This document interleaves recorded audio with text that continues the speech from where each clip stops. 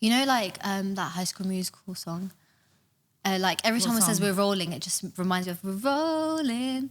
That's not the lyrics. I thought it's soaring then. How is it going to remind you of High School Musical if it's not even the lyrics, bro? Anyways, guys, we are going to start today's session with a game. You know what's so funny? That's very fitting considering the game is word association. I would never associate the word rolling. You know that's how you know I'm a musical girly, because I'm just thinking about a High School Musical tune. And when was the last time I watched High School Musical? Like, it's been a minute, but... So the game is word association. Essentially, I'm going to say a word and then... Like, we have to say at the same time any kind of word that's associated with that word. Okay, I'm really bad at these kind of games. Should we go with the practice one? Can we do a practice one? I'm really bad at these games. So, for example, if I say water, what's the first thing that comes to your head? Buxton. Buxton? You thought of Buxton? Yeah, man. I love the big Buxton water bottles. They're such good value for money. Okay, that's fine. Sure. Okay. Do you get it? So, like, what would be your water? I would have said, like, rain or something. Yes. Yeah, but okay, fine. We'll try and figure it out. Okay. We're on sync majority of the times. This game we're not going to be on sync. Okay. I just know we're not going to be on sync. Okay, but you know, when I say the word, we've got to say the same like instantaneously. Okay, so go 3, 2, 1, and then say the word. Like 3, 2, 1, and then we say the word. Why is this even more confusing now? No, like just count down and then we'll say the word at the same time. Oh, so if I say like water, I go 3, 2, 1. And then say it. Okay. Come. Okay. Oh, I'm scared. I'm just a girl. Nothing scared about. Okay, go. Okay, first one is table. 3, 2, 1. Dinner. Chair. It's calm. Is it still furniture? Still furniture. Okay, let's try and be synchronized again. Okay. Gym. 3, 2, 1. Wait. Honor. Oh, fairs. Fine. Your answer's more thing, to be fair. No, wait, honor. It's still fine. It's still associated. We're just not. But we need to become synchronized. Okay, synchronize with me. Yes. Okay. Go on. All right, fine. Okay. Light bulb. 3, 2, 1. Light. Oh, I wasn't ready. Start again. Do a different word. I can't believe I just said the same word. You literally I said mugged the whole thing. Okay, well, then we'll do the same word again then. You did light bulb, right? No, we can't do it again because my brain's already started to think about it. Okay, let's do a different word. Can you guys give us a word? Give us a word. Fruit. 3, 2, 1. Apple. Why did you look so scared? You're like, help. This is too much pressure. Okay, fine. Last one. Okay. And I swear to God, after this, it's game over, bro. Right, it didn't even start. Okay, cool. Brown. 3, 2, 1. Curry. Okay, we got that. And that's on being South Asian. Curry. That's how you know you're a true South Asian. I know. Why do we both say curry at the same time? You know what? It's curry, man. I don't remember the last time my mum actually made a curry. Seriously? Recently, my mum's been making like... You guys call it salan, right? Salan, yeah. Salan. What do you say in... What do you say? I think we just call it curry, you know? Oh, yeah. Well, we say salan in Urdu. I don't know if salan's an Urdu word or not. This is not really giving... I sound like a bit of a coconut right now. But anyways, my mum has not made like salan in so long, curry in ages. Because I don't know, she's recently been in her other food bag. She's experimenting. Fair enough. Like yesterday she was making like katsu curry. The day before she made like a mean chicken pie. Like she's just been experimenting with her dinners, which is great. And that's perfect for me because for my gym like journey and what I want to try and achieve, I feel like this kind of diet is perfect for me. Okay. But I don't remember the last time I curry. What about you? Does your mum make curry often? Yeah, like once a week minimum. Yeah. And I do like a curry. I feel like, I mean, that must be quite easy for you then in your fitness journey. If you feel like, you know. The thing is with me, doesn't really deviate.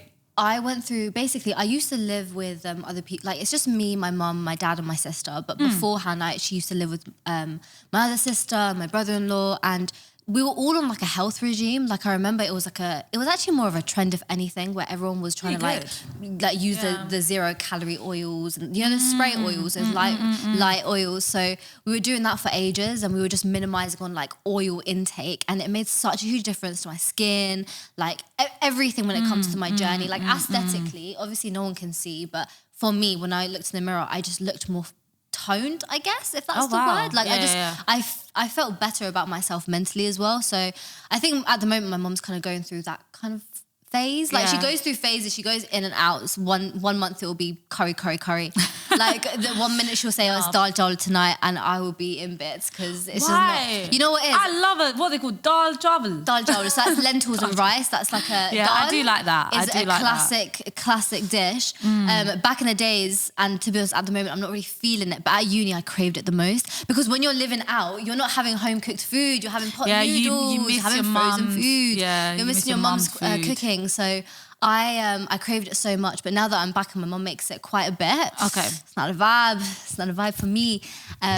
Even though it's actually a pretty good dish to have for gym, dal, because it's lentils, it's protein. That's what I'm saying. I definitely think that like, because I always get a lot of DMs about how like, what do you eat and like, how do you, because I'm basically brown and bulking. Yeah, and facts. technically like it's a bit of a thing where like, to be fair, I do have a lot of, I don't want to call it freedom as well, but because I intuitively eat. Same. Right now Same. with Myra, like now I'm on a new plan, like I've got to do my meals, but even her meals, she does like a cheeky curry here and there. Yeah. And I think you it can really make helps. a healthy curry. You know, a chickpea curry, banging. Even a lamb curry is nice. Anything Yeah. like with a bit of protein. Yeah. It's just a bit of flavour, but I think it's all to do with the oil. Yeah, exactly. Like, you know, Sana, for example. Yeah, All of Sana. her recipes. I was gonna mention She Sana. had literally, and I love her, like she literally had just created being like Pakistani, she had like literally made sure that her recipes are still keeping that flavour. Yeah. It's just a healthier alternative. No, I think she's a genius for the way she's yeah, she's posting. amazing. Because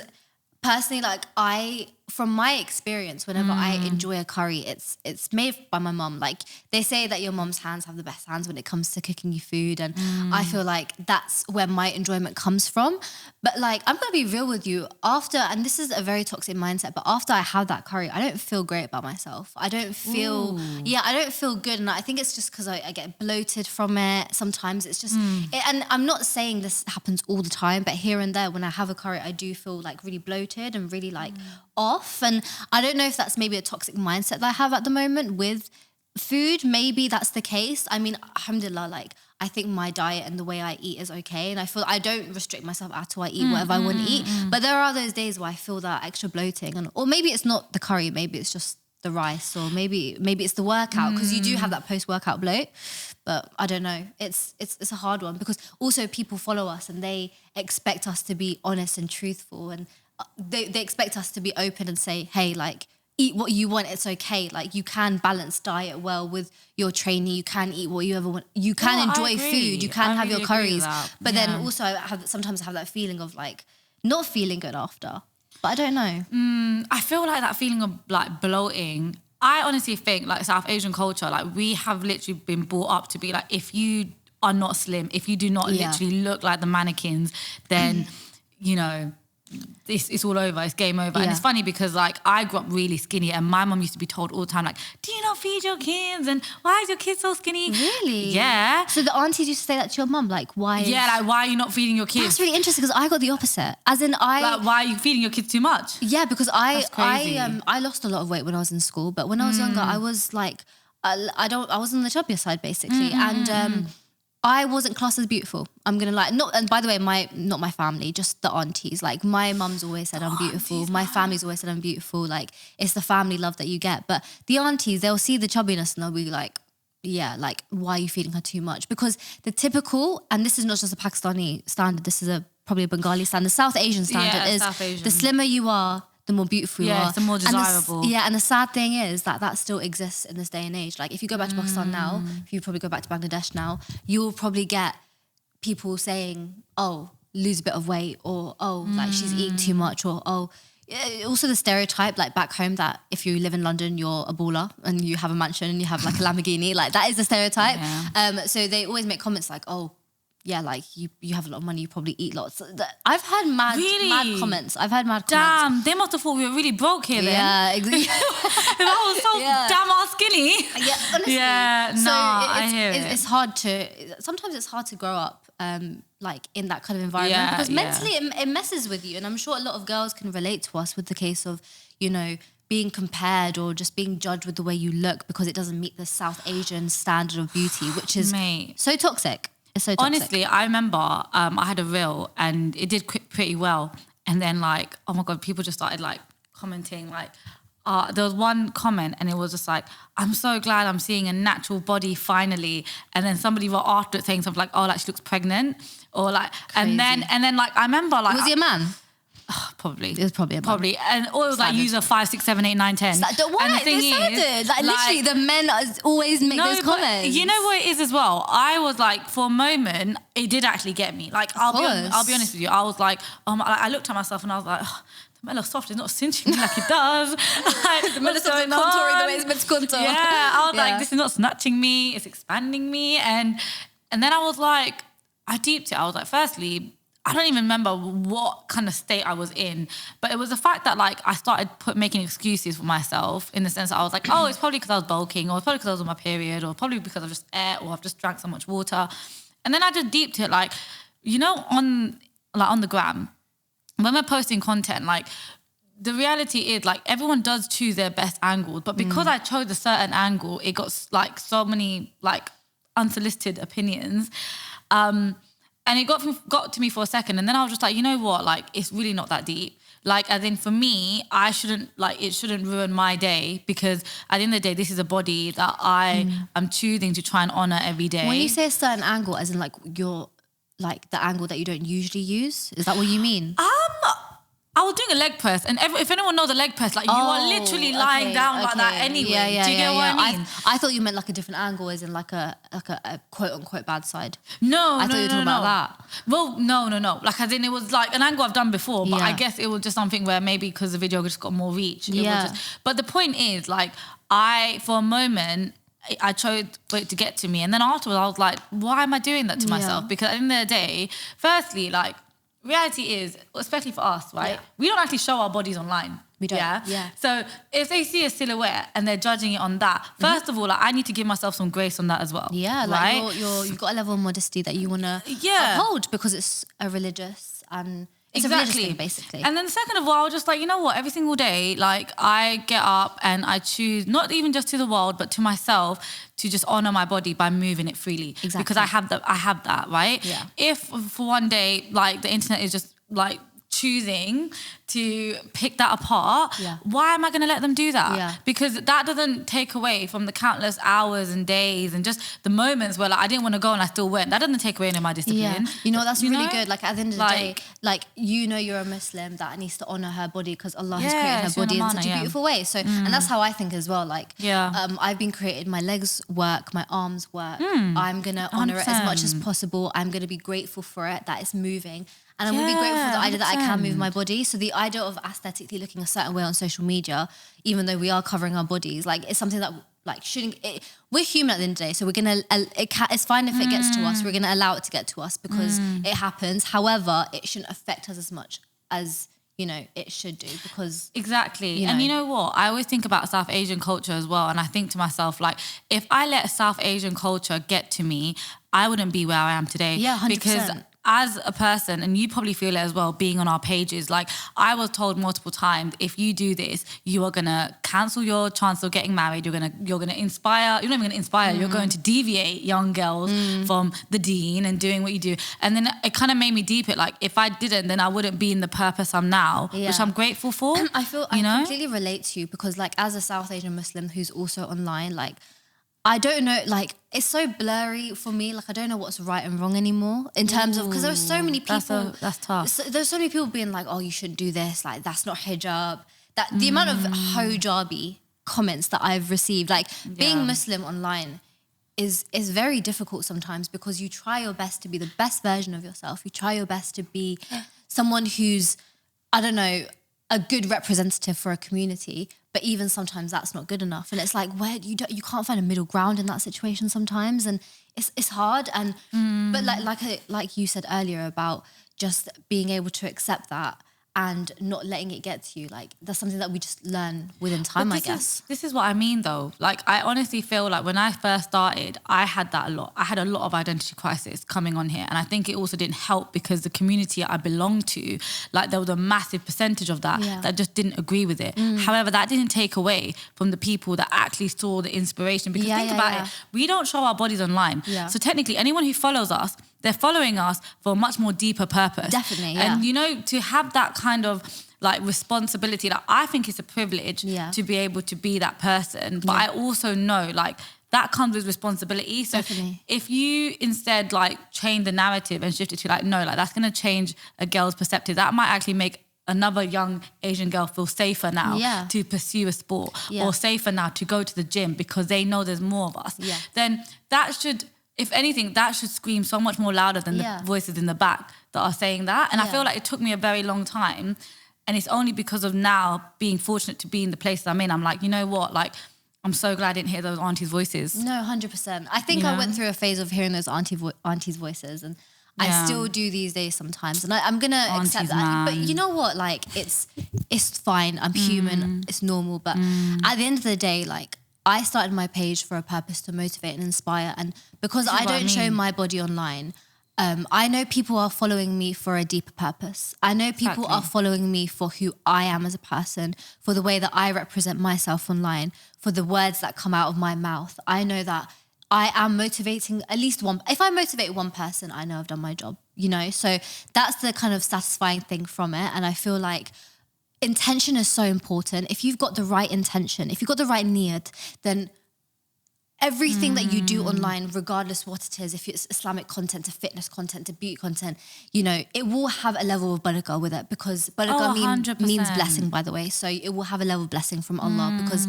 you've got the right intention. You've got this mindset of, I want to do this to make someone else's day. I want to do this to motivate someone to wear the hijab. Or because I've received a few DMs about people's girls saying like, oh, you know what? You are training in a hijab.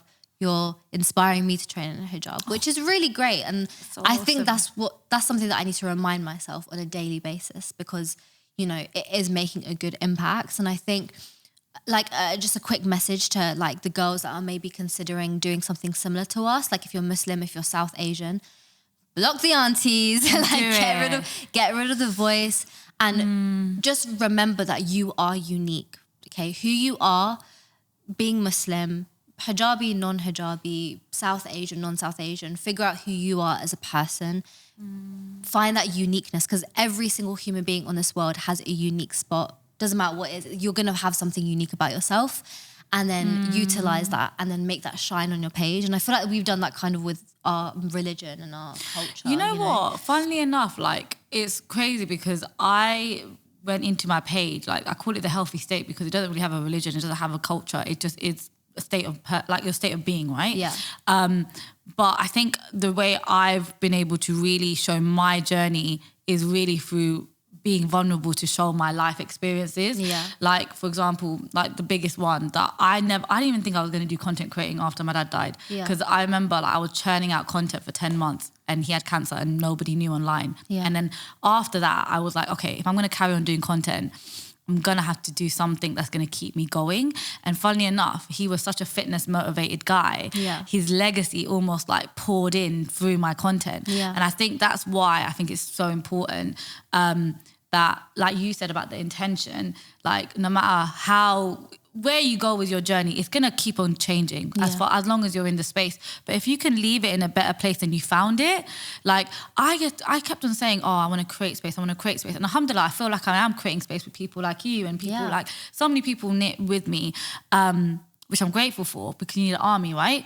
And I feel like we're getting there and we're doing great. Yeah. But at the same time, like to leave a space better, that is also really powerful. Yeah. So I think you're doing that with Alpha at the moment, creating that kind of space for... Inshallah. Because you know what? I also think that aunties would be inspired though. I feel like 100%. sometimes we're hating on the aunties, but technically they don't know any better because they weren't taught anything different. Because the traditional values from the generation above, they're taught something completely different. Alhamdulillah, 100%. we have freedom to basically do what we want to do. This is what I mean. To represent online. And, you know, the people in the generation above, basically our mum's age, they don't really have that, or they probably never had that experience or that opportunity to basically find a voice or at least get into some type of space. Because especially in the South Asian culture, you're kind of, as soon as you get married, like, as I'm just going from my mum's experience, like you get married, you basically sacrifice a lot. You stay at home and you just look after. And my mum's such a warrior. Like she's raised 3 girls. She's helped my dad out through a lot, and she's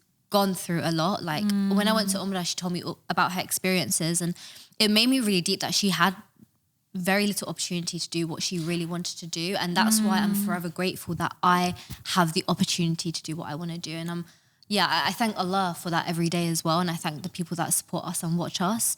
But I just also want to thank Alpha as well, because, you know, with Alpha, like, I never really felt like I fit in. Like, I want to, like, take honor out of the equation, because honor is a huge part of my journey. But when it comes to Alpha, like, I remember coming to the first Alpha event thinking, so like, sweet, man. I belong. Like, I actually belong. Because naturally, when you join a brand, like, as a content creator, you're not going to belong straight away. It doesn't click straight away. You still need to get to know people. You still need to try and test out the clothes. And I was very new with honor. I think I was an affiliate with the first Alpha. No, I just became an athlete, actually. But my journey was very quick. I was an affiliate for like 2 months, and then I became an athlete, alhamdulillah. But yeah, I was still very new to the honor community. But with Alpha, like, I just family, gelled straight away. It was family, because family. You know, our people were there. And also people from other backgrounds that wanted to know more about us, and they were really intrigued about our backgrounds. Like, I speak to, I'm going to talk about Meg, for example, a fellow honor athlete. She's amazing because she's so intrigued about our culture and our religion. I love Meg. I love Meg. If you're watching this, we love you. She asks so many questions about, you know, our culture. She was so intrigued about Ramadan as well. So, you know, I think just because a lot of people, and also coaches, they do have clients that have this. So they need to know lifestyle. Great. They need to know a lot of things. But at the end of the day, when it comes to Alpha, like, I met people from different backgrounds, and I just felt like I belonged, which is great. And I think spaces like Alpha is so perfect for South Asians in the fitness space and Muslims in the fitness space. Content creator, non-content creator, even if you're just going into the gym for the first time, you may feel alone as a Muslim if you wear a hijab. Like, if you walk in the gym with a hijab, you're going to feel a bit outnumbered. You're going to feel a bit intimidated. And then again, like, non-hijab, if you're just South Asian, for example, any culture, not just I don't want to just talk about South Asian, any culture, if you walk in and you see a majority, you're going to feel a bit outnumbered. You're going to feel a bit awkward. Spaces like Alpha, spaces like content creators being online and creating a community and sharing their experiences and sharing their gym journey, it really helps people. And I really hope we do that. And I think we are at the moment. Yeah.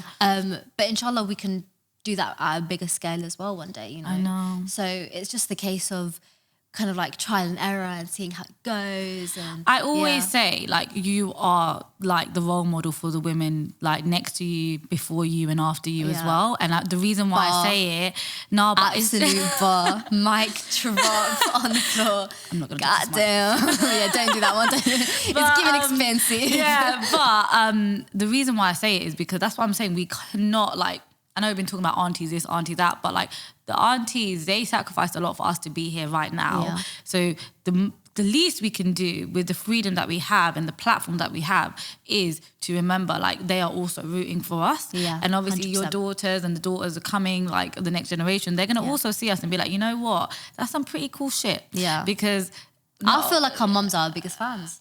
Oh, everyone says my mum's like Kris Jenner. Honestly, and my mum really is. She's a Kris Kanye, Jenner. like, with literally her flipping phone. No, she's amazing, because every Alpha event, every run, she's there like, go on. I know. Yes, come on. Like, she's honestly amazing. I love her. I know. And just to shout out, Alpha's got some really cool events coming up in 2025. Yeah, so keep a lookout. Yeah. Keep your eyes peeled.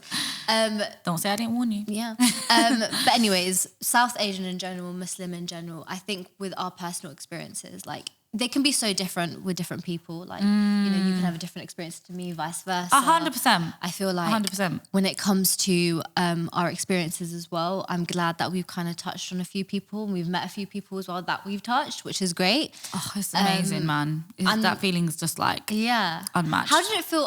Like, I know we're going back to LA, but how did it feel like you meeting people in person? So I'm so glad someone gifted you cake, right? Oh, she got me confetti Look cake. banging, bro. Shout out to Maria. You are my you are my heart, my soul, my everything pulse. combined. Yeah, no, because when I tell you, like, when I came out of LA, came out of the airport, I was really worried because, you know, compared to other creators, I'm quite a small account, and I kept thinking, I was like, oh my God, no one's gonna know me, but also, like, what if I'm, again, a minority? And funnily enough, granted, there wasn't many, like, girls who looked like me there, but oh my God, like, the way I felt so at ease and at home. Like, when I tell you, like, the women that I spoke to, the women that hugged me, the women that, like, you know, interacted with me, it made me realize like so many people, like fitness does not have, like doesn't show any discrimination. Like 100%. what you put in the gym is what you get out. Yeah. And then it made me realize like people are genuinely just there to support me. And that's when I realized like it's so important to create space, but it's also just equally important to have allies next to you who are cheering and supporting you and wanting to create that space with you. But I completely understand that feeling of you thinking that no one's gonna, because like you said in the panel, as a Muslim content creator, the likelihood of us blowing up is very different to the likelihood. Yeah, we don't go someone, viral for the same reasons. reasons. We don't go viral. Like, for example, if someone's going to show their back gains, and naturally you're going to trust that content creator that's showing the back gains because, you know, you can see the progress. Yeah, they see the progress, they see the results. Yeah, and 100%. really and truly, like, we can't do the same. Like, we can post workout videos that people can save, but they're not going to see the gains. Therefore, it doesn't create that level of trust that other people naturally do with other content creators, which is why I feel like as Muslims, online, we don't succeed as much as the others. But as said before, it's people follow us for who we are. And I think that's an even more amazing feeling, you know? Listen, like when I say like, I remember being in LA and there was a girl and I will forever remember her. She was a really beautiful hijabi girl and like she was standing in the corner waiting to speak to me. I didn't realize. And then someone from the team brought her to me and she was like, you know, she's been standing in the corner waiting to speak to you for like 10 minutes. And then the first thing she said to me, she was like, I love you. And oh my God, like I will forever remember that moment because I remember like she came to the US a couple years ago as well, and like the look in her eyes, I knew then that I was like this kind of impact. Like I at that moment I was like, because this is my purpose. Like I get why I am where I am. Everything that I've gone through, everything that I've heard from people, like all of that had to happen to experience a moment like that because that's a real life that's gonna change. That's changed my life. So I can't even imagine how my content may have changed her life. Yeah. So it's a journey and it's exciting. It's definitely tough sometimes, but 100%. I think it's worth it. It is tough. You know what it is, and Islam teaches us to be really patient in life with everything. And I think with me, I just adopt the same kind of mindset of just being patient with the content as well, and just being patient with the growth. Having faith in Allah, having faith in our Creator, that inshallah He will bless us with growth. And you know what? I think you've had a lot of good growth though, bro. You know what happened with me? Thank you. Alhamdulillah, like I had growth. I did like kind of explode a little bit and then it just stopped. And it stopped for a while, which is fine because social media comes up and down and growth is going to come at one point and then it's going to stop and then it's going to come again. And that's absolutely fine.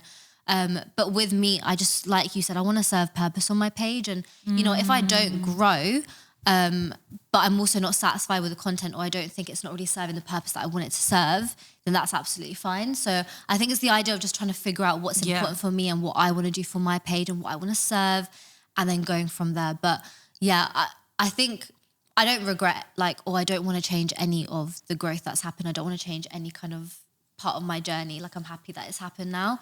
And now I just want to hopefully touch a few more hearts, especially in the UK. A lot of my followers are like abroad.